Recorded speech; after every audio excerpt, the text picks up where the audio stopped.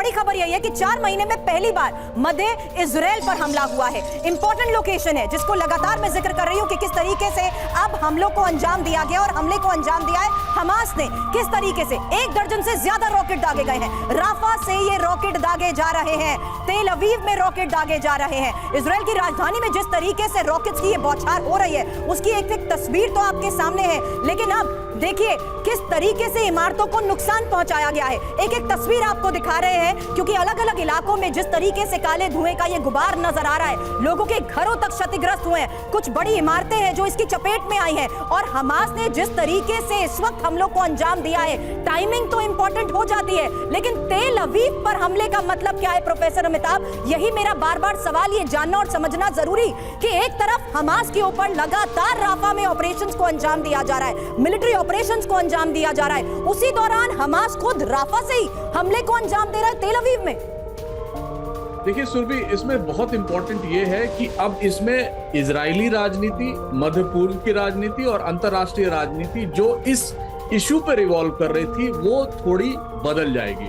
हमने देखा है पहले भी जब सेंट्रल किचन के 2 लोग मारे गए थे उस पर बहुत दुनिया में हंगामा हुआ था।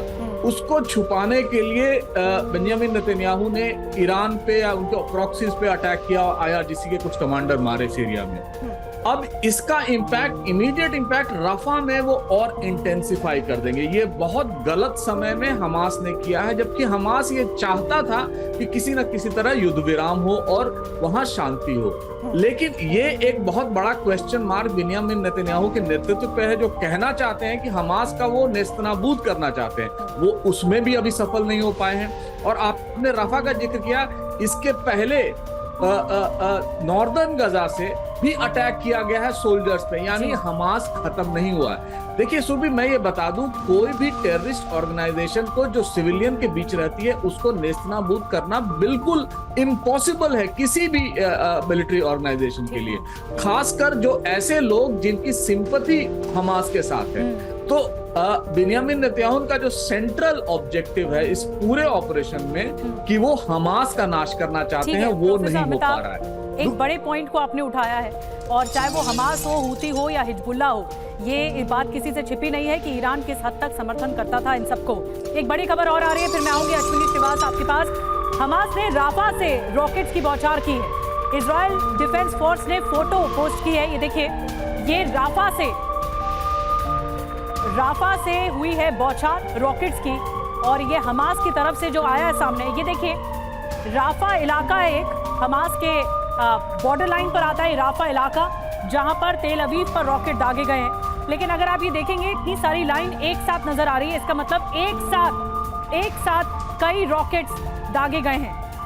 और मनीष झा हमारे साथ लगातार बने हुए हैं। मनीष, ये बताइए कि जो हमास का अल कासिम ब्रिगेड है, क्या ये पूरी तरह से इस बात को प्लान कर रहा था कि जब ध्यान कहीं और पूरी दुनिया का लगे तब अटैक किया जाए इजराइल पर, तेल अवीव पर?